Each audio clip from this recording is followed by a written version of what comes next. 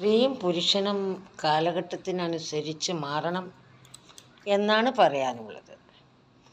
രണ്ടുപേരും ജീവിതം സെറ്റപ്പാക്കണമെങ്കിൽ പരസ്പരം ഇഴചേർന്ന് ഒരു നൂൽ പരുവത്തിൽ അധ്വാനിക്കണം.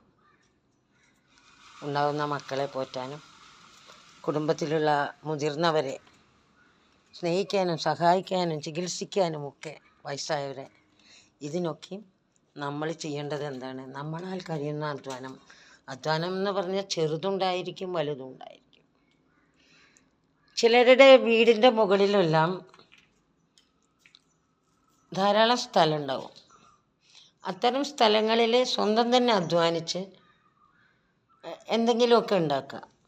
കൃഷികൾ അല്ലെങ്കിൽ ചെറിയ ബിൽഡിങ്ങുകൾ, വില കുറഞ്ഞ രീതിയിലുള്ള മെറ്റീരിയൽസ് എല്ലാം ഉപയോഗിച്ചുകൊണ്ട് നമ്മൾ നിർമ്മിക്കുക.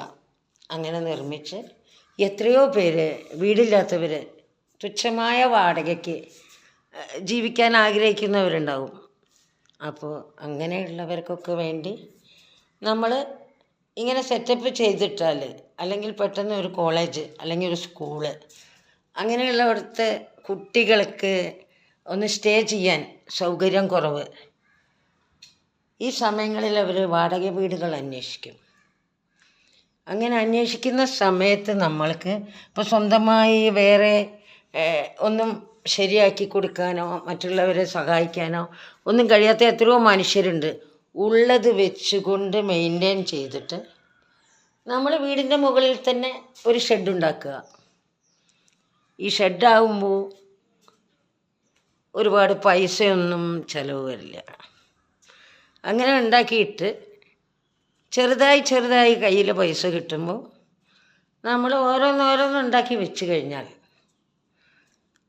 വരും സമയങ്ങളിൽ പെട്ടെന്ന് ഞങ്ങൾക്ക് വീട് മാറാനുണ്ട്, അല്ലെങ്കിൽ ഞങ്ങൾക്ക് വീട് പണിയാണ്, ചേട്ടാ ചേച്ചി ഒരു താമസ സൗകര്യം ഉണ്ടോ എന്ന് പറഞ്ഞാൽ നമുക്ക് കൊടുക്കാൻ കഴിയും.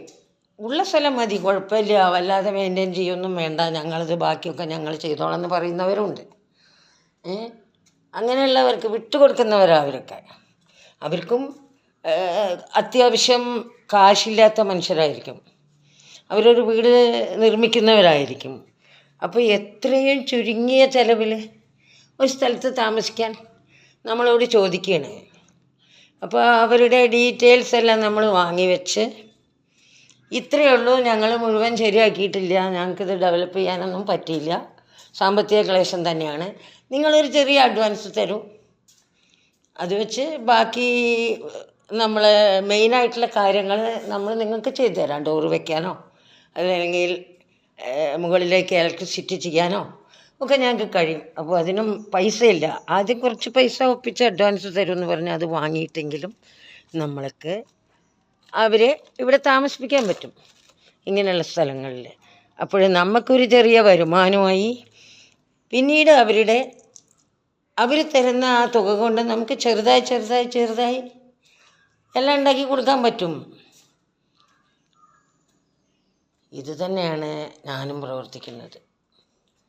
ഇപ്പോൾ നോക്കൂ, ഇത് മുകളിൽ ഒരു ബാത്റൂം ഉണ്ടാക്കാൻ വേണ്ടി ചെയ്തതാണ്, ഞാൻ സ്വയം പഠിത്തതാണ്. അപ്പോൾ താഴെ ഒന്നുണ്ട്. അപ്പോൾ ഒരു 2 വേ ആയിട്ട് അതിൽ കണക്ഷൻ കൊടുത്തു കഴിഞ്ഞാൽ ഒരേ ബാത്റൂമിൻ്റെ തന്നെ ഗട്ടറിലേക്ക് വേസ്റ്റെല്ലാം പോവുകയും ചെയ്യും, അതിനുള്ള സൗകര്യമുണ്ട്. അപ്പോൾ ഈ ബാത്റൂം ഇവിടെ അനാവശ്യമാണ്. ഇത് പൊളിച്ചിട്ട് ഈ കല്ലെടുത്തിട്ട് മറ്റുള്ള കാര്യങ്ങൾക്ക് നമുക്ക് ചെയ്യാൻ കഴിയും. ഇതിൻ്റെ മുകളിലൊക്കെ വയ്ക്കാം. ഇങ്ങനെ ഓരോരുത്തരും ചെയ്യുക. ഇപ്പോഴത്തെ തലമുറ ഒരു മൊബൈലും കൈ പിടിച്ചുകൊണ്ട്, കുട്ടികളൊക്കെ ഏറെക്കുറെ അധപ്പതിച്ച് വരികയാണ്. ഈ മൊബൈലുള്ളത് കൊണ്ട് അധപ്പതനം ഉണ്ടെന്നല്ല ഞാൻ അർത്ഥാക്കുന്നത്. വിദ്യാഭ്യാസ മേഖലകളിൽ പാവപ്പെട്ട കുടുംബത്തിലെ കുട്ടികൾക്കൊന്നും ഒരിക്കലും മുന്നേറാൻ കഴിയാത്ത വിധം, ഇനി എന്ത് ആനുകൂല്യങ്ങൾ ഉണ്ടായാലും അത് ശരിക്ക് കിട്ടൂല.